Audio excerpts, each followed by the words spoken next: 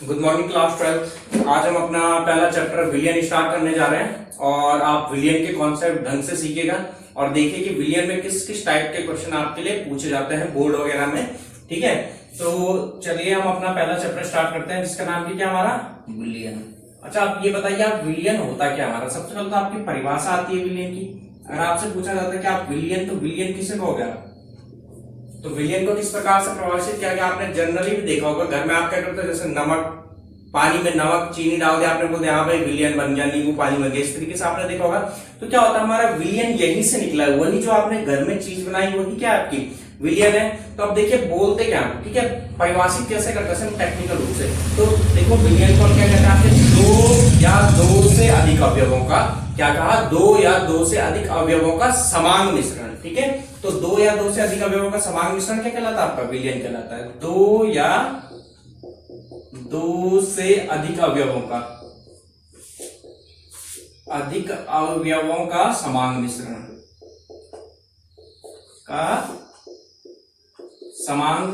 क्या कहलाता है हमारा विलियन कहलाता है। अच्छा, अब आपके समझ में आ गया दो या दो से अधिक चीजें मिला दी। अब लेकिन ये समान क्या होता है, अब आपके मन में प्रश्न उठा होगा कि समान क्या कह दिया सर ने। तो देखो समान क्या होता है आपका, समान का अर्थात होता है आपका अगर आप उस विलियन का कोई भी भाग उठाओ तो वहां पे क्या होगा आपके उनकी संख्या समान होगी। अर्थात किसकी, जो आपने दो अवयव मिलाए ना उसमें, उसका अगर आप कोई भी पार्ट उठाओ तो उसमें क्या होगा, उसके सारे के सारे कण समान होंगे। अच्छा देखो मैं आपको बना के दिखाता हूँ। ये आपका क्या था, आपका पानी था। ठीक है, अगर आपने पानी में क्या डाला, नमक डाला या कोई भी दूसरी चीज डाली, तो अब आप क्या करो, इस नमक इस गिलास से कोई भी भाग ले लो। अगर आपने ये वाला भाग लिया तो यहाँ पे अगर आप देखोगे तो क्या होगा आपका, जो इसके में क्या होंगे, जो चीज आपने इसमें घोली वो आपकी क्या होगी, समान संख्या में होगी। इसी तरीके से अगर आपने यहाँ से कोई भाग लिया तो उसमें भी क्या होगा, आपने जो घोली वो क्या होगी आपकी समान संख्या में होगी। ठीक है ना, तो ये क्या कहलाता है आपका विलियन कहलाता है। तो आई समझ में आपके समान का अर्थात क्या होता है, अर्थात उसके अगर उस विलियन में से आप कोई भी भाग लो तो वहां पे क्या होंगे आपके दोनों के दोनों अवयवों के कण समान होंगे। मतलब अगर यहाँ पे 4 हैं 1 लीटर में, तो यहाँ पे भी 1 लीटर में 4 ही होंगे, यहाँ पे भी 1 लीटर में 4 होंगे। तो इस तरह के आपका क्या कहलाता है, आपका विलियन कहलाता है। ठीक है, अच्छा अब आपके विलियन के अवयव क्या क्या होता है हमारे, अब देखते हैं हम विलियन के अवयव। तो विलियन का जैसे कि आपको पता है जो हमारा विलियन क्या होता है। अच्छा देखो उससे पहले आपको एक चीज और बता दो, और क्या होता है जो आपने विलियन बनाया है इसमें क्या होता है, जो दोनों के दोनों अवयव आपने डाले वो क्या कर देते हैं, अपनी पहचान खो देते हैं। वो क्या कर देते हैं, आपकी अपनी पहचान खो देते हैं, अपनी पहचान खो देते हैं। अच्छा, अब तीसरी चीज क्या आती है आपकी, तीसरी चीज क्या बोल सकते हैं आप, तीसरी चीज आप क्या बोल सकते हैं, इन्हें साधारण भौतिक विधियों द्वारा अलग नहीं किया जा सकता। इन अवयवों को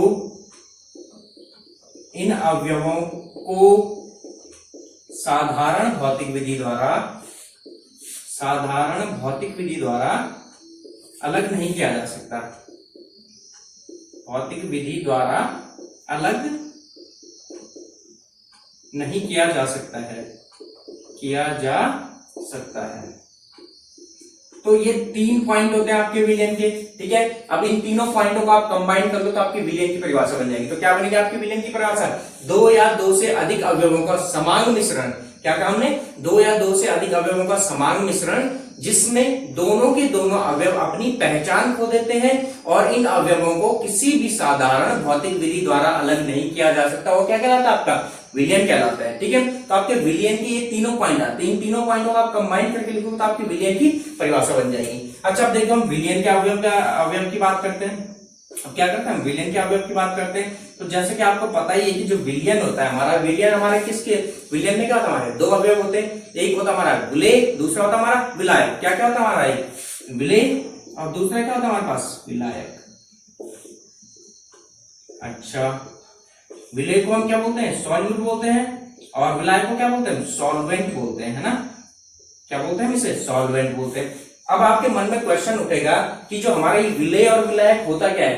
अच्छा, आपने छोटी क्लासों में पढ़ा होगा कि जो अवयव क्या होता है आपका विलियन में ज्यादा मात्रा में उपस्थित होता है वह क्या कहलाता है, आपका विलायक कहलाता है ना। आपने क्या पढ़ा होगा, देखो मैं आपको ऊपर कर रहा हूँ, ठीक है ना। आपने पढ़ा होगा विलायक, तो विलायक क्या होता है हमारा, आपने पढ़ा होगा विलायक को क्या कहा होगा आपने, जो अवयव क्या होता है हमारा विलियन में ज्यादा मात्रा में उपस्थित होता है या जो अवयव दूसरे अवयव को घोलता है तो वो क्या कहलाता है, आपका विलायक कहलाता है ना। आपने ये पढ़ा होगा जो अवयव विलयन में ज्यादा मात्रा में उपस्थित होता है, ज्यादा मात्रा में उपस्थित होता है, उससे क्या कहते हैं आप? उसे विलायक कहते हैं। ठीक है। अच्छा, दूसरा आपने क्या पढ़ा होगा? विलायक हो गया आपका विलेय। जो क्या होता है आपका? जो अवयव आपका विलयन में कम मात्रा में उपस्थित होता है उसे क्या कहते हैं? विलेय कहते हैं। जो अवयव विलयन में कम मात्रा में उपस्थित होता है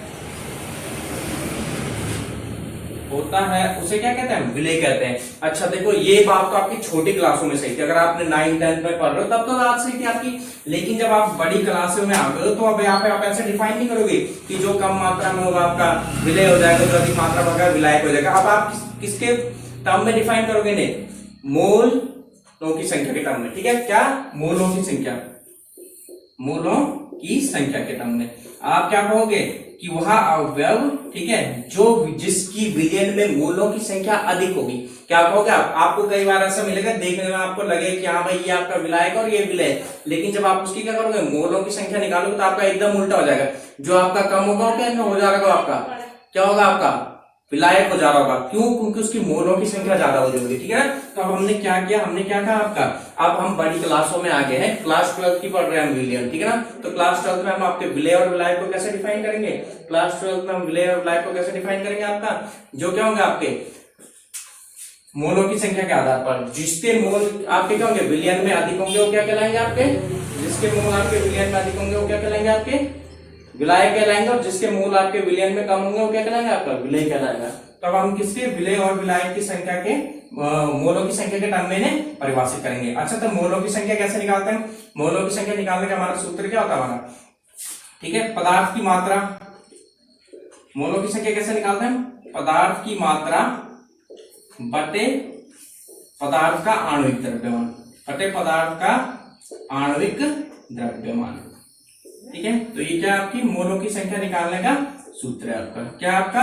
मोलों की संख्या निकालने के पदार्थ की मात्रा बटे आणविक द्रव्यमान। किस? उस पदार्थ का आणविक द्रव्यमान। अच्छा, अब आणविक द्रव्यमान आपको पता होगा कैसे निकालते हैं। जैसे आपको एक उदाहरण देता हूं, आपका जैसे आपके पास C6H12O6 है ना, C6H12O6 देगा आपका। अब आपसे बोला गया कि इसका आणविक द्रव्यमान निकालो, तो आपको क्या आणविक द्रव्यमान निकालने के क्या करना पता? आपको एक उस अणु का आपका क्या होना चाहिए? परमाणु भार पता होना चाहिए। जैसे आपका कार्बन है ना, तो कार्बन का कितना होता है आपका? ठीक है। अच्छा, पहले मैं आपको छोटा सा समझाता हूँ। जैसे देखिए, आपको H2O का क्या निकालना है? आणविक द्रव्यमान निकालना है। तो आपको क्या पता होना चाहिए? तो हाइड्रोजन का परमाणु भार पता होना चाहिए। दूसरा आपको क्या पता होना चाहिए? आपको ऑक्सीजन का परमाणु भार पता होना चाहिए। अच्छा, अब आपसे कहा गया कि H2O का क्या निकालो? आप आणविक द्रव्यमान निकालो, तो क्या हो जाएगा आपका इसका आणविक द्रव्यमान? देखो, हाइड्रोजन का कितना होता है आपका परमाणु भार? 1 होता है। इस H2O में कितना हाइड्रोजन? आपके 2 हाइड्रोजन है, इंटू क्या हो जाएगा? आपका 2 हो जाएगा। और प्लस दूसरा क्या है? इसमें ऑक्सीजन है, तो एक ऑक्सीजन के कितना आपका परमाणु द्रव्यमान होता है? आपका 16 होता है। तो आपका H2O का परमाणु द्रव्यमान कितना हो गया आपका? 2 + 16 यानी 18 ग्राम पर मोल, है ना। जो हमारे क्या होता है? आपका मोलों की संख्या होती है, इसका द्रव्यमान यूनिट क्या होती है? ग्राम पर मोल होती है। तो अब इसी तरीके से आपसे अगर पूछा जाता है, ठीक है, तो आपसे पूछा जाता है, क्या पूछा जाता है अगर आपसे? ठीक है ना, 20 ग्राम एथेनॉल सॉल्यूशन, है ना, 20 ग्राम एथेनॉल विलयन, 20 ग्राम एथेनॉल विलयन, नॉन विलयन 100 ग्राम जल में विलय है। क्या आपका 100 ग्राम जल में मिलाया जाता है? 100 ग्राम जल में मिलाया जाता है। तो विलेय और विलायक बताओ। तो क्या करो? विलेय और विलायक बताओ। क्या कहा गया आपसे? तो आप बताओ कि इनमें से कौन विलेय होगा, कौन विलायक होगा। तो देखो, आप पहले क्या करोगे? आप क्या करोगे? एथेनॉल, है ना। एथेनॉल का आपका फॉर्मूला क्या होता है? आपको सबसे पहले एथेनॉल का सूत्र पता होना चाहिए। तो एथेनॉल का सूत्र कितना आपका? क्या एथेनॉल का सूत्र होता है आपका? C2H5OH। क्या होता है आपका एथेनॉल का सूत्र? C2H5OH। आप देखो, आप एथेनॉल के मोलों की संख्या क्या चेक करोगे आप सबसे पहले? एथेनॉल के मोलों की संख्या। एथेनॉल की मोलों की संख्या आप कैसे निकालोगे? अच्छा, मोलों की संख्या निकालने का सूत्र मैंने आपको क्या बताया था? आपको मोलों की संख्या निकालने का सूत्र क्या बताया था मैंने आपको अभी? पदार्थ की मात्रा, है ना, पदार्थ की मात्रा जो आपको दी हुई क्वेश्चन में, ठीक है, क्या? पदार्थ की मात्रा बटे पदार्थ का आणविक द्रव्यमान, बटे पदार्थ का आणविक द्रव्यमान। क्या था आपका? बटे पदार्थ का आणविक द्रव्यमान। तो यहाँ पे आपको एथेनॉल की मात्रा कितनी देर की आपको देखो 20 ग्राम देर की आपको। अब आप एथेनॉल का क्या निकालोगे? आणविक द्रव्यमान निकालोगे तो आपका कितना हो जाएगा? कार्बन का कितना होता है आपका? 12 इंटू 2 प्लस हाइड्रोजन, एक हाइड्रोजन का होता है आपका 1, तो 5 हाइड्रोजन का हो जाता है गुणा के 5, और प्लस ऑक्सीजन का भी अभी मैंने आपको कितना बताया था? अच्छा देखो यहाँ पे 5 नहीं है, 6 हाइड्रोजन है, 5, एक तो H5 और एक OH के साथ है ना, तो आपके यहाँ पे टोटल हाइड्रोजन कितना हो जाते हैं? 6, तो आप यहाँ पे 5 की जगह कितना कर दो आप? 6 कर दो। अच्छा ऑक्सीजन का मैंने अभी कुछ देर आपको बताया था, कुछ देर पहले कितना था आपका? 16 था, है ना, तो आपका देखो टोटल कितना हो गया आपका? 20/12 गुना 24 प्लस 6 प्लस 16, तो कितना हो जाएगा आपका? जब आप इन सबको जोड़ोगे 24 और 6 30 और 10 40 और 6 46, यानी आपका कितना होगा? आपका 20/46। ठीक है, अब इसे सॉल्व करते हैं, फिलहाल इससे इतना ही रहने दो। अच्छा देखो हम दूसरी चीज देखते हैं। दूसरी चीज हमें क्या देर का? आपका पानी। पानी कितना देर का? हमें 100 ग्राम, है ना। अब आप क्या निकालेंगे? तो हमने एथेनॉल की मोलों की संख्या निकाल ली। तो देखो मैं आपके लिए दूसरा पानी के मोलों की संख्या निकालता हूँ, ऊपर निकाल देता हूँ मैं आपको, जो आपका अगर आपको नीचे दिखाई नहीं दे रहा पता, तो ठीक है। अब आ जाए हम ऊपर निकालते हैं, आपका क्या निकालते हैं? आपके पानी के मोलों की संख्या, पानी के मोलों की संख्या। तो पानी के मोलों की संख्या कैसे निकालेंगे हम? वही हो जाएगा हमारा सूत्र, ठीक है ना। पदार्थ की मात्रा यानी पानी की मात्रा कितना दे रखा आपको? 100 ग्राम दे रखा है, बट्टे पानी का आणविक द्रव्यमान, अभी अभी निकाला था हमने पानी का द्रव्यमान। पानी का सूत्र क्या होता है हमारा? H2 होता है, हाइड्रोजन 1, परमाणु भार हाइड्रोजन का होता है 1, इसमें कितने हाइड्रोजन? आपके 2 हाइड्रोजन उपस्थित है, प्लस ऑक्सीजन, कितना ऑक्सीजन आपका? 1 है, यानी 16, यानी आपका कितना हो जाएगा? 100/18। अच्छा अब आप देखो, जब आप यहाँ पे डिवाइड करोगे 46 से 20 को, तो आपका कितना आएगा? आपका लगभग 0 पॉइंट में समथिंग आएगा, है ना। देखो अगर आप यहाँ पे डिवाइड करोगे तो आपका कितना आएगा? 0 पॉइंट समथिंग आएगा। देखो आपने एक डिवाइड किया, ये आपका 0 लगा, 0, है ना, और कितना हो जाएगा? 50 के 12, 4 चौको 16 और 4 चौको 16, 6 चौको 24 की 4, यानी 0.4 के आसपास आएगा नियरली, ठीक है ना। क्या बोला हमने? 0.4 के आसपास आएगा, और ये आपका 5 पॉइंट समथिंग के आसपास आएगा नियरली, ठीक है। आप कैलकुलेशन आप कर सकते हो, आप बड़ी क्लास में छोटी बोर्ड आप कैलकुलेशन कर सकते हो। तो देखो आपका ये क्या रहा? आपका 5 पॉइंट समथिंग आ रहा, ठीक है ना। आपका देखो मैं आपको यहाँ पे लिखता हूँ, दोनों आपको निकाल के दिखाता हूँ मैं। आपका क्वेश्चन क्या था हमारा? 5 ग्राम एथेनॉल एथेनॉल को, ये क्वेश्चन था आपका, 5 ग्राम एथेनॉल को 100 ग्राम जल में मिलाया जाता है, कौन विलय होगा और विलायक होगा, आपको ये बताना है। देखो जब हमने एथेनॉल के मोलों की संख्या निकाली तो हमारी कितनी आई? आपकी 0.4 आई। अच्छा जब हमने पानी के मोलों की संख्या निकाली तो आपका कितना आया? आपका 5 पॉइंट समथिंग आया। तो देखो आपका यहाँ पे ज्यादा पदार्थ, किसके मोलों की संख्या ज्यादा थी? आपके यहाँ पे क्या था? आपका पानी के मोलों की संख्या ज्यादा थी आपकी, पानी के मोलों की संख्या क्या थी आपकी? ज्यादा थी। कितनी थी आपके? 5 के आसपास, इसलिए आपने इसे क्या बोल दिया? आपका विलायक बोल दिया, ठीक है। अच्छा दूसरा आपको क्या दिया हमने? एथेनॉल का, एथेनॉल के मोलों की संख्या कितनी आई थी हमारी? एथेनॉल के मोलों की संख्या आई थी हमारी, कितनी आई थी हमारी एथेनॉल की मोलों की संख्या? 0.4। तो ये क्या था हमारा? कम था, तो इसे हमने क्या बोल दिया? विलय बोल दिया। तो आया समझ में आपने किस तरीके से डिफाइन करना है, कौन सा आपका विलायक होगा, कौन सा आपका विलय होगा। देखियो मैं भी आपको एक दूसरी चीज देता हूँ, आपको एकदम समझ में आ जाएगी कि हाँ क्या होगा और क्या नहीं होगा। तो पहली चीज आपकी समझ में आई, आशा करता हूँ कि आपकी समझ में आ गई होगी और किस तरीके से निकालते हैं।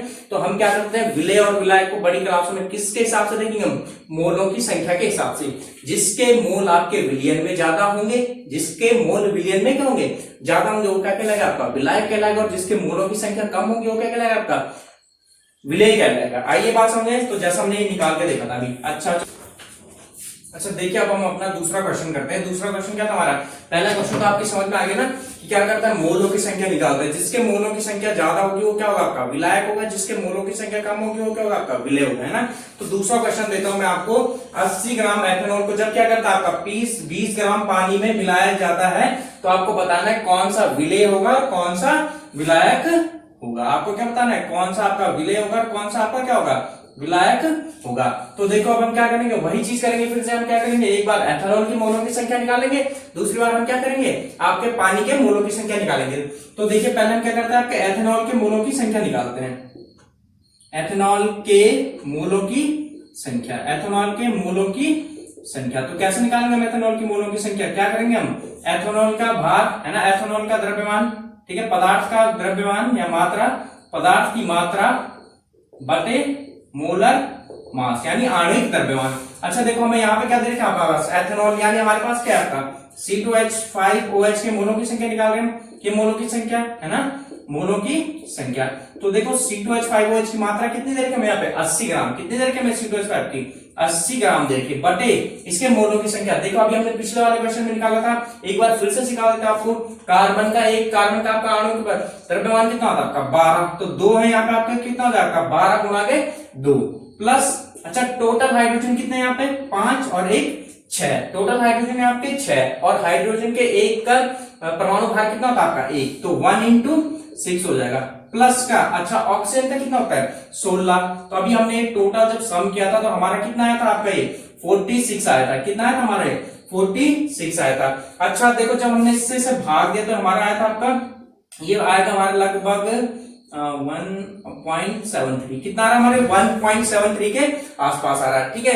तो हमारा C2H5OH के मोलों की संख्या कितनी निकल गई, ये आ गई। अच्छा हम निकालेंगे यहाँ पे पानी के मोलों की संख्या यानी H2O के मोलों की संख्या, H2O के मोलों की संख्या, H2O के मोलों की संख्या हम कैसे निकालेंगे, हमारे पास देखो पदार्थ की मात्रा, पदार्थ क्या है आपका यहाँ पे पानी है यानी पानी की मात्रा, या पदार्थ यानी यहाँ पे लिख देता हूं मैं आपका पानी की मात्रा। आप किसके लिए निकाल रहे हैं, क्योंकि हम पानी के लिए निकाल रहे हैं, बटे पानी का मोलर मास यानी पानी का आणविक द्रव्यमान। अच्छा तो अब आ जाओ, देखो पानी की मात्रा कितनी दे रखी है आपको यहाँ पे 20 ग्राम दे रखी, कितनी दे रखी है आपको यहाँ पानी की मात्रा 20 ग्राम दे रखी, बटे पानी का मोलर मास यानी आणविक द्रव्यमान। अभी निकाला था हमने, कितना निकाला था हमारा 18, तो ये आ गया हमारा 1 पॉइंट, अच्छा देखो ये भी 1 के आसपास आ रहा है ना, तो अभी इससे हमें पूरा करना पड़ेगा, पूरा करके देखते हैं, ठीक है 2 डिजिट। अच्छा तो 18 कम 18 कितना बचा आपका 2.0, 18 1 जा 18 फिर 2। अच्छा देखो तो हमारा 1.11 समथिंग आ रहा है, कितना आ रहा है हमारे 1.11 समथिंग आ रहा है। तो देखो आपने क्या देखा है यहाँ पे, जो हमारा C2H5 के OH के मोलों की संख्या निकली, कितनी निकला है हमारे C2H5OH के मोलों की संख्या, कितनी आई हमारे पास 1.73, और पानी के मोलों की संख्या कितनी है हमारे पास, H2O के मोलों की संख्या कितनी है हमारे पास 1.11। अच्छा तो अब आप बताओ इसमें किसके मोलों की संख्या ज्यादा दिख रही है आपको, C2H5OH के मोलों की संख्या दिख रही है ज्यादा, तो आपका यहाँ पे क्या होगा, आपका जो एथेनॉल होगा वो क्या होगा आपका विलायक होगा, पानी क्या होगा आपका विलेय होगा। तो आपकी समझ में आया, देखो कितना अंतर आ गया आपको, यहाँ पे पानी कितना ज्यादा, एथेनॉल कितना ज्यादा दिख रहा था आपको 80 ग्राम, और पानी कितना था 20 ग्राम केवल, लेकिन फिर भी देखो दोनों की मोलों की संख्या क्या है आपकी लगभग बराबर आई, ठीक है ना। तो इसीलिए मैंने आपको क्या कहा, आप हमेशा क्या करोगे, मोलों की संख्या चेक करोगे, जिसके मोलों की संख्या ज्यादा होगी वो क्या होगा आपका विलायक, जिसकी कम होगी वो क्या होगा आपका विलयन होगा। अच्छा देखो अभी मैं आपको एक दूसरा क्वेश्चन देता हूँ, जिसमें आपको क्या दूंगा मैं, जिसमें मैं आपको क्या दूंगा, जो पदार्थ ज्यादा मात्रा में होगा वो आपका क्या बन जाएगा यहाँ पे विलेय बन जाएगा, और जो कम मात्रा में होगा वो क्या बन जाएगा आपका विलायक बन जाएगा। अभी देखो चेक करो आप, ठीक है। अच्छा मैं आपको दूसरा क्वेश्चन दे रहा हूँ, यह समझ में आया आपको किस तरीके से करना है, आ गया होगा, ठीक है। तो देखो अब अगला क्वेश्चन देता हूं मैं आपको, मैंने क्या कहा आपका यहाँ पे, देखो आपसे कहा गया, क्वेश्चन यही रखता हूं मैं सेम, मात्रा चेंज कर दी मैंने, आपको कहा गया कि 40 ग्राम एथेनॉल को 20 ग्राम पानी में मिलाया गया है ना, 40 ग्राम एथेनॉल को 20 ग्राम पानी में मिलाया गया। तो आपको क्या पता है इनमें से कौन सा विलेय होगा, कौन सा क्या होगा आपका विलायक होगा, ठीक है। तो आप चेक करते हैं। अच्छा देखो अगर आप सीधे बताओगे तो आपको क्या लग रहा है भाई 40 ग्राम ये ज्यादा है, पानी 20 ग्राम कम है, यानी ये क्या होगा आपका विलायक होगा। अगर आप उस पुरानी डेफिनेशन के हिसाब से चलो तो आपका क्या होना चाहिए, ये विलायक होना चाहिए, और ये क्या होना चाहिए आपका विलेय होना चाहिए, है ना, ये क्या होना चाहिए आपका विलेय होना चाहिए। तो अभी चेक करके देखते हैं क्या ये बात सही आ रही है या नहीं आ रही, ठीक है ना। तो देखते हैं सबसे पहले एथेनॉल के मोलों की संख्या निकालते हैं, क्या निकालते हैं C2H5OH के मोलों की संख्या, अच्छा तो क्या आएगा हमारे पास C2H5OH का द्रव्यमान या की मात्रा, C2H5OH की मात्रा बटे इसका क्या आएगा आपका आणविक द्रव्यमान, बटे इसका क्या आएगा आपका आणविक द्रव्यमान। अच्छा अब करेंगे हम, देखो C2H5 की मात्रा कितनी देर का आपको 40, बटे इसका क्या आएगा आपका आणविक द्रव्यमान कितना है हमारे पास 46 है। तो देखो आपका ये तो जाएगा तो है नहीं, है ना, एक बार जाएगा नहीं जाएगा, यानी आपका क्या आएगा 0 पॉइंट समथिंग आएगा।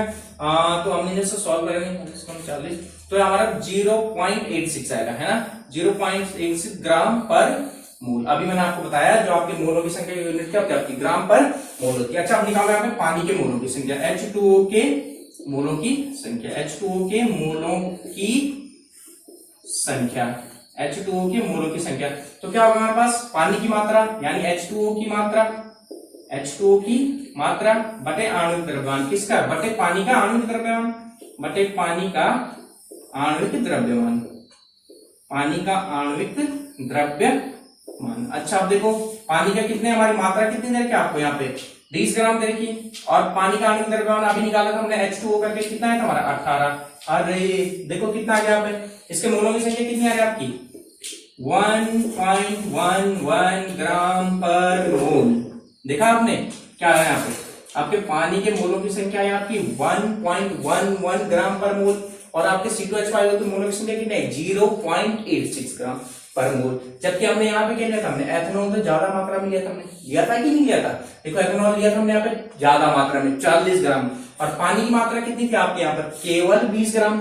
अगर आप उस हिसाब से चलते जो आपने छोटी क्लासों में पढ़ा, तो आपका सीधे सीधा आप क्या बोलते हैं, एथेनॉल आपका विलायक हो गया और पानी आपका विलय हो गया। जबकि ये तो हमारा पूरा ही उल्टा हो गया खेल। देखिए क्या हुआ, आपका पानी के मोलों की संख्या 1.11 ग्राम पर मोल, और आपके क्या है जो C2H5 यानी एथेनॉल के मोलों की संख्या कितनी आ रही है आपकी 0.86 ग्राम पर मोल। तो देखो यहाँ पे किसके मोलों की संख्या ज्यादा है, बोलो किसके मोलों की संख्या ज्यादा है, यहाँ पे पानी के मोलों की संख्या, है ना। तो यहाँ पे क्या आपके पानी के मोलों की संख्या क्या आपकी ज्यादा है, किसके C2H5OH के मोलों से। तो इसीलिए यहाँ पे आपका क्या होगा, विलायक किससे बोलोगे आप, यहाँ पे कौन है आपका विलायक, यहाँ पे कौन है आपका विलायक, पानी आपका क्या है विलायक है, और विलय क्या है आपका यहाँ पे एथेनॉल, क्या आपका यहाँ पे विलय एथेनॉल। देखा आपने बिल्कुल ही उल्टी आ गई। यही चीज मैं आपको शुरू से बताने की कोशिश कर रहा था कि अब आप बड़ी क्लासों में आ चुके हो, तो जब भी आपको बोलो विलय और विलायक निकालो, तो आप क्या चेक करोगे, मोलों की संख्या, ठीक है, क्या करोगे आप चेक, मोलों की संख्या। जिसके मोलों की संख्या ज्यादा होगी वो क्या होगा आपका विलायक होगा, जिसके मोलों की संख्या कम होगी वो क्या होगा विलय होगा। तो आशा करता हूं आपकी समझ में ये वाला टॉपिक अच्छे से आगे हो गया। अब आप घर में क्वेश्चन करते रहिए लगातार और पूछते रहिए जो भी आएगा, ठीक है। अब इसके बाद हम नेक्स्ट चीज देखेंगे, आपका क्या करते हैं, जो हमारे क्या होता है आपके ये विलय और विलायक की सांद्रता को व्यक्त करने वाले पद, जो क्या क्या होता है आपके, थोड़ा सा आइडिया देते हो नेक्स्ट वीडियो में हमने क्या क्या पढ़ना है, ठीक है। नेक्स्ट वीडियो में हम पढ़ेंगे आपके विलय और विलायक की सांद्रता को व्यक्त करने वाले टर्म। आपने सुना होगा वेट बाय वेट परसेंटेज, है ना, weight by volume percentage, volume by volume percentage, नॉर्मलता, है ना, नॉर्मलता सुना होगा आपने, और क्या सुना होगा आपने फॉर्मलता, है ना, मोललता, मोलरता, मोलरता, मोललता, ठीक है। ये सारे पद क्या बताते हैं आपको, सांद्रता बताते हैं, विलयन की सांद्रता, और विलयन की सांद्रता का अर्थ क्या होता है आपका, ठीक है, विलयन में विलय की मात्रा, ठीक है। तो ये सारी चीजें हम पढ़ेंगे अगली वीडियो में, ठीक है। तब तक पढ़ते रहिए, खुश रहिए, धन्यवाद।